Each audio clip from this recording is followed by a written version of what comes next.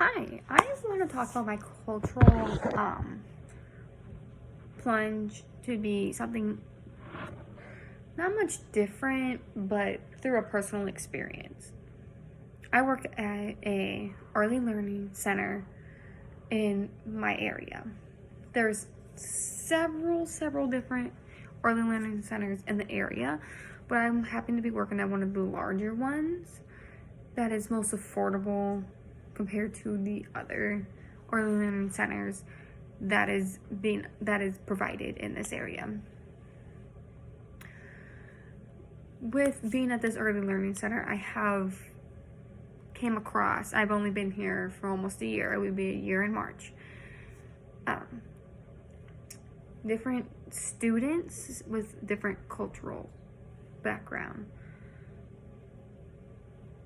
With that being said, when I was working in the 3-year-old classroom, I was working with very different types of kids, but I have never worked with a kid that I shouldn't say never.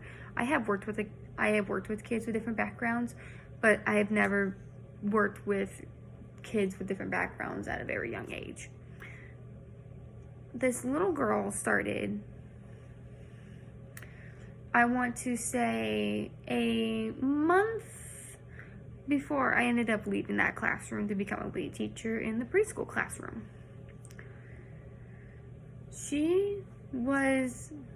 Her cultural background was, she was from India. She did not know any form of English. The only form of English that she knew 2 words, and that was if she needed to go potty, which is she needed to use number 1 and number 2. That was the only part that she knew of English. Me and the lead teacher were trying to work together with coming up with ways that we could work with this student in our classroom. We wanted to make sure that she was feeling welcome and the parents were okay with her being there, felt safe with her being there, because with an Indian culture, we had to do some research about them. And it was something that we didn't fully understand, and we tried working with the parents.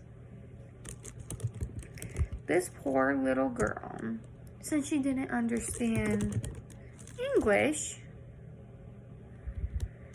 she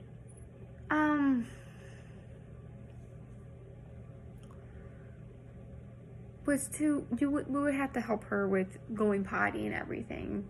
She couldn't eat meat. She was on a strict vegetarian diet. So we had to feed her what mom brought and then what our cafeteria lady was serving. And we have noticed mom wanted to make sure to see what she ate and what she didn't eat, how much she was eating. So we would have to make sure we put everything back that she did not eat. We didn't know much about this child because from what I've been reading about Indian traditions and their cultural, India is considered a birthplace of some of the major world regions. It's a very huge religion area, and it's very known for that. You can go and watch videos for TikTok, on TikTok, for an example. You see Indian women and Indian men posting videos about their cultural, and some of them are trying to steer away from their culture. So many of the major religions that you would see in India is Buddhism, Hinduism, Judaism, and I'm not sure how to pronounce this one. I'll spell it. It's Sikhism.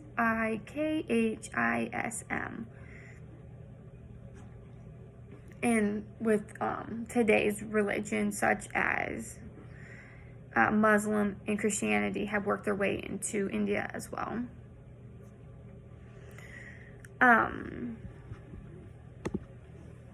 Going back to the student, we wanted to see if we could try to use Google Translate to help her understand, but we didn't know what form we didn't know if there's different forms of language.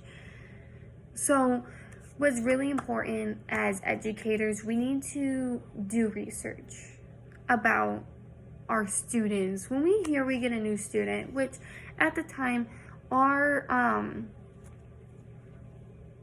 director was not telling us like, oh yes, they're starting, maybe you should do some background research about what you can do to help with this family and help with this child, make sure that they're learning and eating and playing and feel safe. That's the main point with educating. We need to when we're informed, we need to do research on it. We need to talk to the parents. You have to just get involved in their lives, some form of way.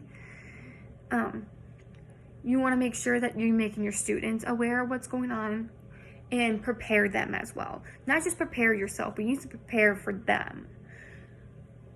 For who's coming into their classroom. This is a whole new friend that they need to understand to work with.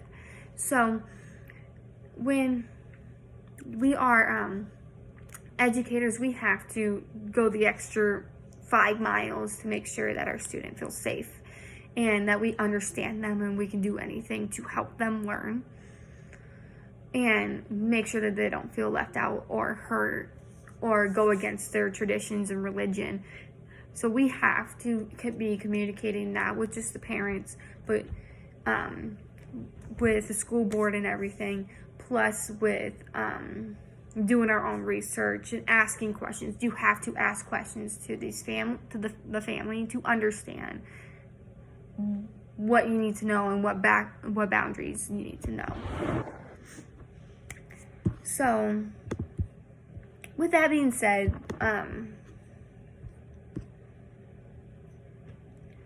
you have always do the research and see what you can do to help. If the child needs a translator, see what you can do to get that translator. Thank you so much for tuning into my video, and I hope you enjoyed it, and I hope that it made sense.